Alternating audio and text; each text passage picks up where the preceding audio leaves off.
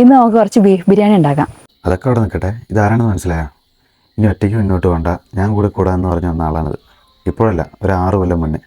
ഇത് പുള്ളിക്കാരി എന്നോട് പറയുമ്പോൾ എനിക്ക് ജോലിയില്ല, വീടില്ല, സ്ഥലമില്ല, സ്ഥിരമായൊരു അഡ്രസ്സില്ല. ഇതിവിടെ പറയാൻ എന്താണെന്നല്ലേ, ജൂലൈ 12 ആളുടെ ബർത്ത്ഡേ ആണ്. സോ ഒരു advance happy birthday. By the way, ഞാൻ വിഷയത്തിൽ നിന്ന് ഒരുപാട് തിന്നി മാറി. നമുക്കൊരു ബീഫ് ബിരിയാണി ഉണ്ടാക്കാം. പൊടികളെല്ലാം ഇട്ട് മാറ്റി വെച്ച ബീഫിലേക്ക് ഇഞ്ചി, വെളുത്തുള്ളി, കുരുമുളക് ഇവിടെ ചതച്ചിട്ട് തിരുമ്മി കുക്കറിൽ വേവാൻ മാറ്റി വയ്ക്കാം. ശേഷം കുറച്ച് സവാള ഫ്രൈ ചെയ്ത് വയ്ക്കാം. ഇന്ന് നമ്മൾ കുക്ക് ചെയ്യാൻ പോകുന്നത് ഇംപെക്സിന്റെ ട്രൂ സെറ 8 ലിറ്റർ ബിരിയാണി പോട്ടിലാണ്. ഇതൊരു natural high grade ceramic coating ആയതുകൊണ്ട് തന്നെ കുക്കിംഗ് വളരെ സ്മൂത്ത് ആയിരിക്കും. And it is derived from natural silica. Heavy മെറ്റൽസോ ഹാംഫുൾ കെമിക്കൽസോ ഒന്നും ഇതിൽ ഉപയോഗിച്ചിട്ടില്ല. 100% പ്യുവർ നാച്ചുറൽ മെറ്റീരിയൽ ആണ് ഇതിലുള്ളത്. പിന്നെ ഇത് ഇൻഡക്ഷൻ സേഫുമാണ്. 235 ക്വാളിറ്റി ടെസ്റ്റ് വേൾഡ് ക്ലാസ് ഫാക്ടറിയിൽ പാസ്സായ എക്സ്പോർട്ട് ക്വാളിറ്റിയുള്ള പ്രൊഡക്റ്റ് കൂടിയാണിത്.